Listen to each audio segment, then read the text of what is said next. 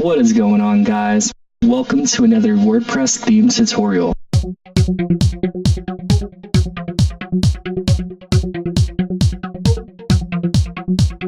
In this very short video, I'm going to show you how to set up the comment header in the style.css page. In a previous video, I mentioned that at the bare minimum, WordPress requires that we have at least two files, the style.css and the PHP index page. Most web developers know the importance of the index.php page for non-WordPress web development. It is the file that browsers look for to display the home page. In WordPress, the style.css file also has additional significance. It holds the information in a commented out header that tells WordPress what to say on the Appearance Themes dashboard panel, like the name of what our theme is and who the author is.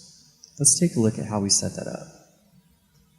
To display information about our theme in the Appearance Themes dashboard panel, we need to add a multi-line comment. WordPress recognizes the following comments. At the bare minimum, to submit your theme to the WordPress theme directory, your style.css file must contain at least the lines with the star inside the parentheses.